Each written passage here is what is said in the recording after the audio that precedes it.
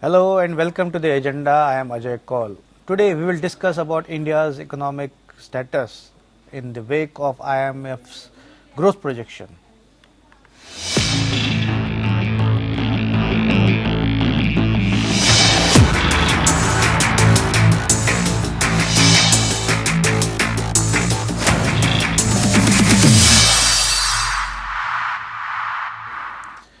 The International Monetary Fund or the IMF has projected 11.5% growth for India in the financial year that will begin in April. This projection makes India the only country to register double-digit growth, which is hugely significant, particularly after the coronavirus pandemic pushed the GDP to minus 23.9% in the first quarter of the current financial year. So how realistic is the IMF projection? We will try to analyze this in the agenda today with two experts. We have with us Professor Arun Kumar and Mr. Sharad Kohli. But before we begin our conversation, let's have a look at this small report. After suffering deep depression amid coronavirus pandemic, the Indian economy looks poised for a sharp growth in the next financial year, which will begin in April. This is what can be inferred from the latest projection by the International Monetary Fund, according to which India is expected to have 11.5% growth in the financial year 2021-22. According to IMF, India will be the only major economy in the world to register double-digit growth in the next financial year. China is expected to be next to India with 8.1% growth in 2021-22. The current financial year, India's economy is estimated to contract by 8%.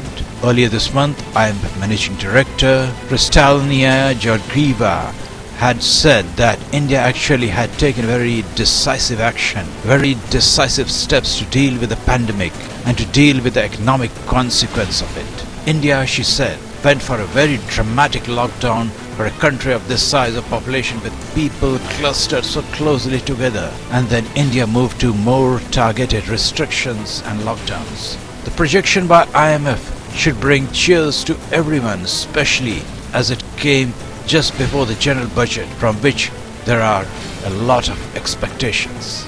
Bureau report. Now let's welcome our guests, Professor Arun Kumar and Mr. Sharad Kohli. Welcome to the program, both of you. So I'll first ask Professor Arun Kumar about the IMF projection of 11.5% growth in the next financial year. How do you see that, sir? So, next year's growth rate will be high because it will be on a very low base the year that is just on. This year, officially the decline was 23.9% in the first quarter and 7.1% quarter. And in Q3 and Q4 also there will be barely any growth. So for the year as a whole, the growth will be down. And therefore next year the growth will be up because the economy is reviving. The economy is coming up after the lockdown has been ended. But, I have a problem. Yeah. The problem is that the official data of the government of India does not include the unorganized sector. So this 23.9% is only the organized sector data, and the 7.5% decline in Q2 is also organized sector data. If you take the unorganized sector into account, then the rate of growth will be falling very sharply. It will not be falling 7 or 7.5% for the year, but more like 29% for the year as a whole. And therefore, the figures have to be revised. Unfortunately, IMF is not a data gathering agency. It only takes the official data and projects in the future. Right. So just like the Indian government is projecting that the rate of growth next year will be better, the IMF will also do that. But the unorganized sector is not reviving so quickly. And secondly, major components of the services sector have not revived very much, like for instance, travel, tourism, hotels, restaurants, airlines, and so on. So, this data needs to be looked at, with a great deal of caution, because the rate of growth this year will be much more down than 7%, and next year, therefore, the rate of growth will be even higher. But how much higher, that we have to estimate. Yeah, that is why I was asking how realistic are these figures. And I think the chief economist of IMF also has said that the unorganized sector figures have not been taken into consideration. That's right. So they are not very realistic because unorganized sector is 45% of GDP. Out of that, if you take out agriculture, for which the data comes, that's 14%. So 31% is the non-agriculture unorganized sector for which data is not available. And we can tell that it is still down because a lot of people have not returned from the rural areas to urban areas, and many unorganized sector component of the economy are not reviving. And the more important thing is that, as the organized sector grows, the unorganized sector is suffering even more. Right. So, for instance, because e-commerce is doing very well, but, the brick and mortar stores and the malls are still not doing as well. So, the more you depend on the data from e-commerce, the more wrong the data will be, because, the actual growth is not there, but e-commerce is growing at 20-30%. This will give the impression as if the economy is growing very rapidly. E-commerce is growing at the cost of traditional trade, no?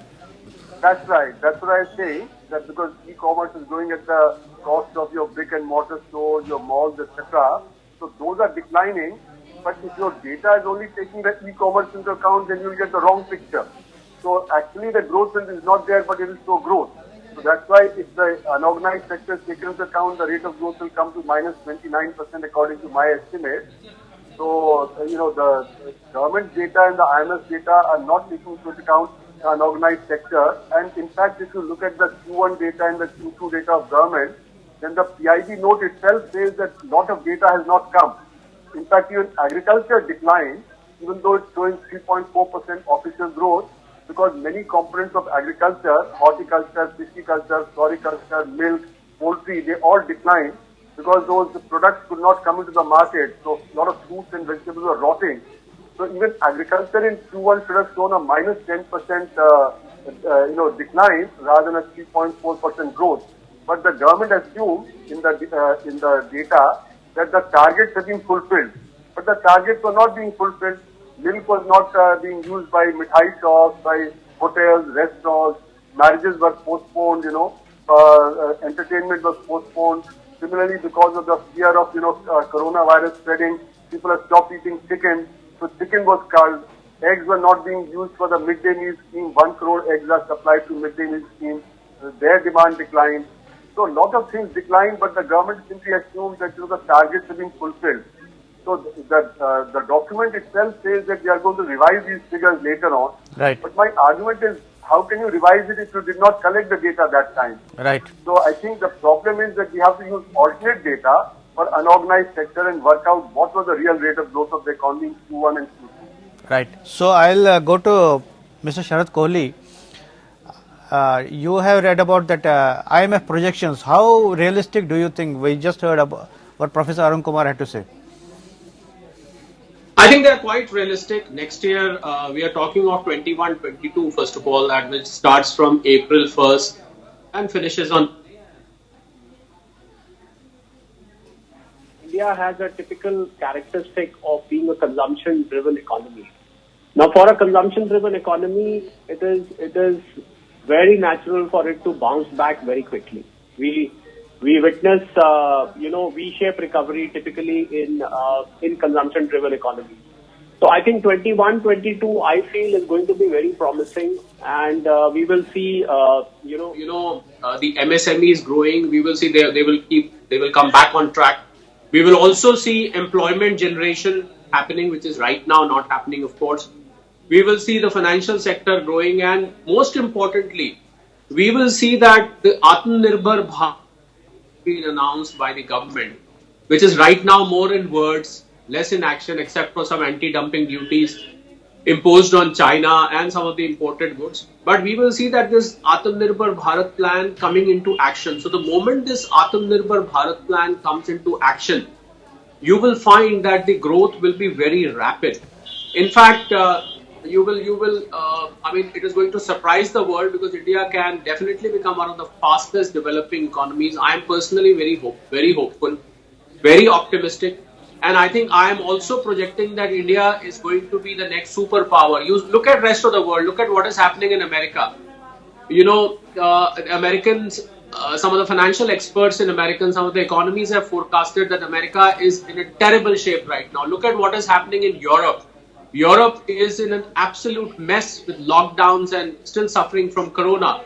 China was supposed to be the leader in, the numbers were revealing how true are the numbers. We can't trust the numbers from China. But even if we were to believe the numbers, now you see the Wuhan virus But Mr. has Kohli, when you talk, research. Mr. Kohli, if you talk about numbers, so I think the IMF chief economist also says that the projection has not taken into consideration the unorganized sector data. So if you don't take that into consideration, so how realistic can be these figures, projections? See, even without, okay, I can answer a question. Even without the unorganized sector, we are able to give the projection. Now, you see, the unorganized sector, I can understand it is difficult to track the numbers. The informal sector, it is difficult to track the numbers, keep the data. But until now, you see, the phenomena is that when the organized sector grows, the unorganized sector is pretty much dependent on the organized sector. Right. The people who are doing petty jobs, small jobs, their jobs come out of the organized sector.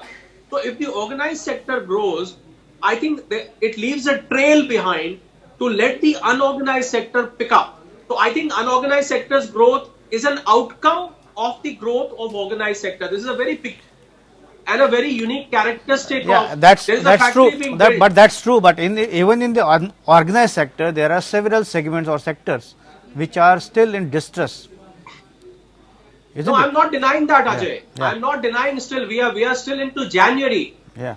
Let's not forget that we are making a futuristic comment. We are Right. making a comment for the year which starts on 1st of April. Right. And you will see things changing very dramatically. All the reforms which the government has done. And as I said, I will reiterate one point, that if this Atmanirbhar Bharat plan really gets into action, if it doesn't remain only on papers, if it doesn't remain only as a slogan, if it gets into action, you are going to see a radical difference in the way the country grows, because the whole world right now is looking at India, and the make in India, the moment manufacturing picks up in India, Ajay, you will see magic happening here, because that is what is missing in our country. That is the key. When will manufacturing pick up? So I will turn to Professor Arun Kumar. But Professor, as IMF says that Indian economy is recovering fast, and the government has also been saying the same. So will you agree with that? No, you see, there we should see that before the pandemic, the Indian economy was slowing down.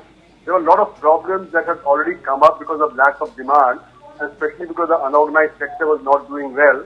Now, the pandemic has added to those problems. The unorganized sector got hit, and that's why a large number of people migrated back to the villages. And the demand for rural employment guarantee scheme has increased dramatically, showing that people are still, losing employment, and people are still demanding work. And the data is showing that only 45 days of work has been given rather than 100 days of work, which the people are demanding. And many people have not got any work at all because the money is being exhausted. So therefore, it's all showing that the unorganized sector has not yet been able to revive. And Mr. Kohli may be right in the normal sense, but these days, there's a lot of competition between the organized and the unorganized sector in various sectors. Like I was pointing out that, because of rise of e-commerce, the brick and mortar stores are declining, the malls are declining. Similarly, in the organized sector, steel industry, the organized sector is doing well, and therefore the unorganized sector is declining. Similarly, in textiles, because the mills are doing better, therefore the handloom and the power loom are doing worse. So there's a lot of competition among different organized and unorganized sector. And when the organized sector is growing, it doesn't mean the unorganized sector is also growing equally fast. And the point is that Atmanirbhar Bharat scheme is a supply side scheme, it's not a demand side. So it's not going to generate demand. Out of the 22 lakh crore that was there in the Atmanirbhar Bharat scheme, only 3 lakh crore was being given for demand generation out of the budget. The rest were all credit and all loans, etc., to MSME and to various other sectors. And 9 lakh crore out of the package was given by the RBI. But RBI is complaining that banks are depositing 8 lakh crore and the reverse repo rate. They are not giving it out to business. And banks are saying, look, businesses are not coming forward because their demand for output increase and for investment is low. Right. So therefore, there's an issue that, this Atmanirbhar Bharat is a long-term and medium-term thing. It is not going to pay immediate dividend. Immediate dividend will come from, boosting demand in the economy, especially the unorganized sectors who have lost work, etc. And CMIE also pointed out that 19 million people in the organized sector lost employment, of which 5 million were the, professionals. So therefore, demand has been down, and that is something that we have to bring up immediately. but the government, finding that the fiscal deficit is rising, is not giving so much funds from the budget. And that's why I don't see that there will be a big boost in the economy. But yes, because of the low base of the previous year, next year you will see a double-digit growth. There's no doubt about that. But then the economy will still not have recovered back to 2019, because the decline in 2019-20 was much larger. That's why the economy may recover in 2 years' time, but not immediately in the coming year. Right. And so in spite of the double-digit growth that is likely to be there, India is not going to be doing well. And this idea that from China, investment will start coming to India, that is also not likely, because there's deglobalization going on.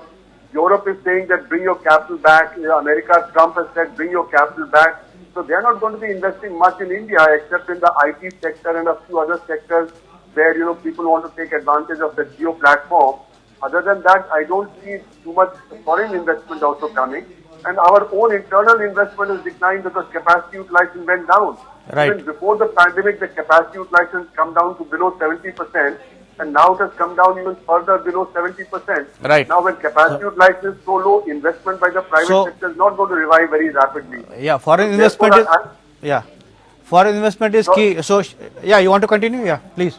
So, what I'm saying is neither the foreign investment is going to come in a big way into new projects.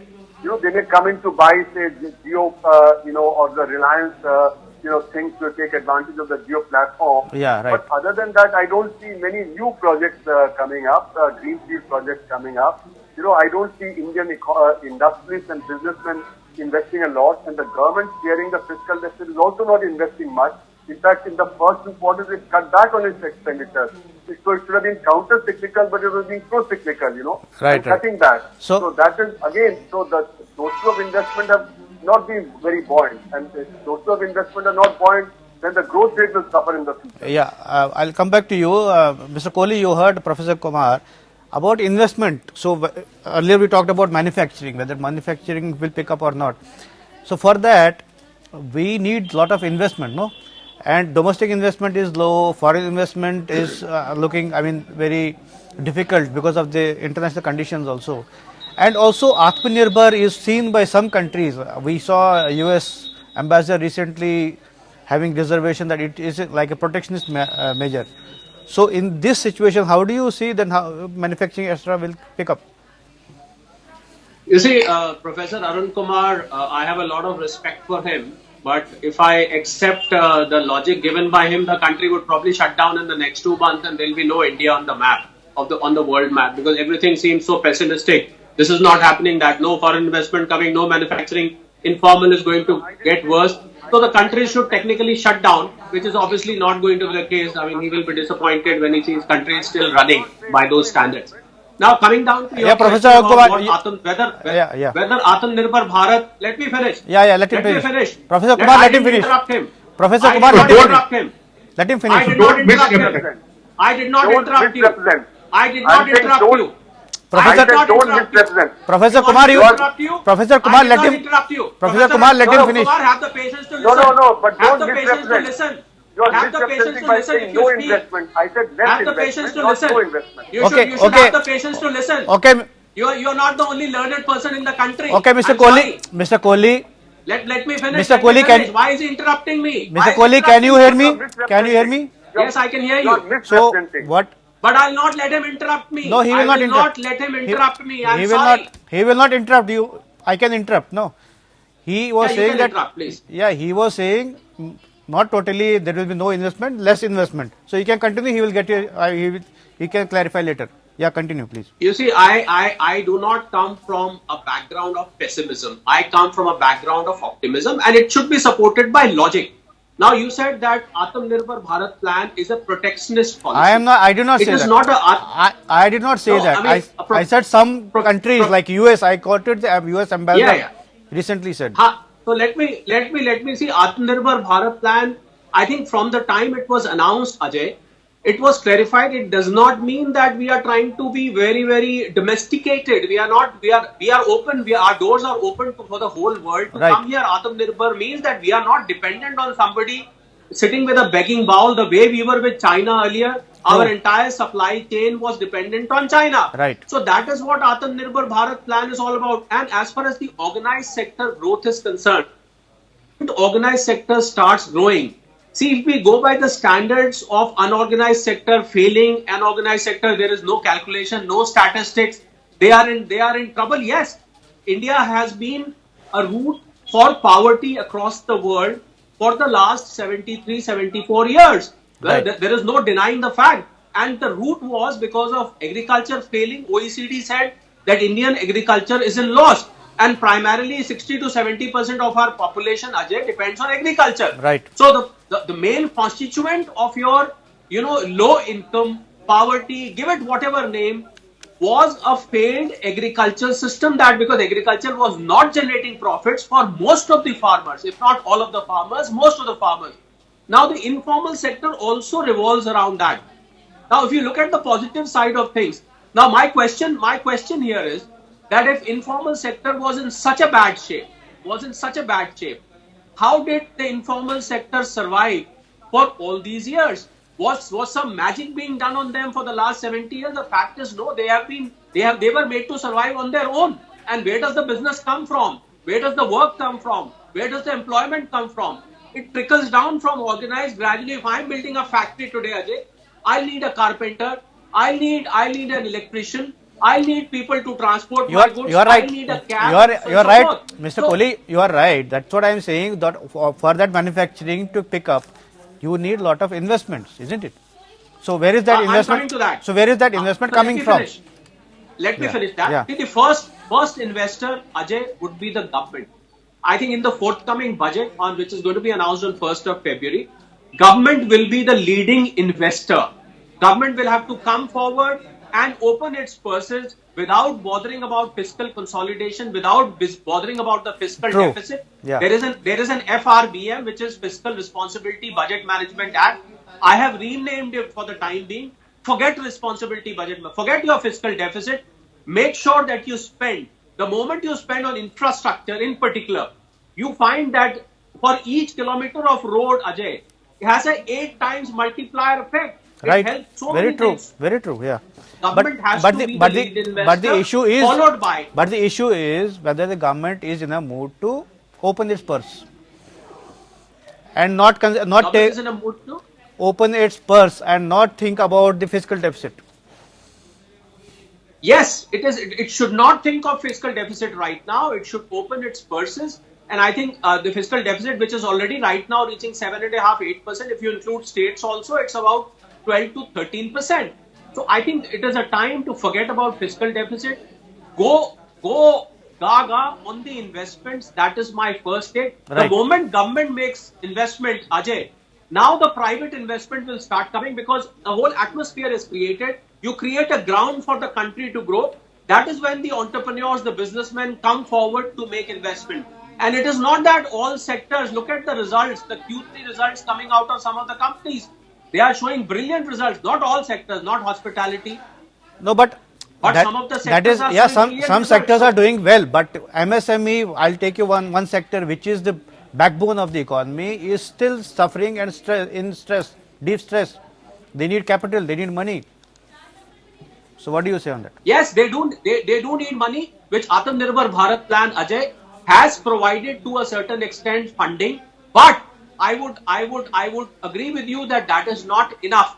Government has to do more, which is why this particular budget is going to be one of the most awaited budgets. Right. That what does government do in this budget? As the finance minister said, this is going to be a never before budget. In 100 years, you have not seen this budget. I am waiting with bated We are all to see waiting. what kind of budget comes out. Right, we are all waiting for the budget. Professor Kumar, you wanted to say something? Yeah. So, my point is very simple, that if the unorganized sector is as down as it appears from the various indicators that are there, the demand is down because unorganized sector employs 94% of the workforce. So if 94% of the workforce has lost income and lost employment, then demand will be down. And if demand is down, then investment will not take place to the same extent as could have taken place. Right. And the government has shown the lack of will to boost, because from July onwards, it should have increased No. the fiscal Yeah, but deficit to boost demand. But Professor it has Kumar, not we have done to. so. Sorry, we have to close. But I think Mr. Kohli says that will be giving a very good How budget. do we know? How can we can't predict? We are not predictors. He is hopeful. But what we can see, hope is one thing. We Yeah. are hoping from July that Right. the fiscal deficit would be increased, but it has not happened. So since July, when the demand should have been boosted, it has not been done. So let us hope. It worked. Yeah. So let us hope for. It cut expenditures. Rather than increasing expenditure in Q1 and Q2, it cut expenditures. Right, Professor Kumar, we have to close. Our time is running out. So, Mr. Kohli, as you heard Professor Kumar about demand is low. Brief comment on that before we close. I agree with that the demand is slow because consumption is the key word as far as Indian economy is concerned. Unless people have money in their pocket, Ajay, the demand will not pick up. Which is why yes, right. That the initiative has to be taken by the government. The government should spend on infrastructure. That is what will propel the demand. Right. So government, onus is on the government. They have to do much more than they are doing.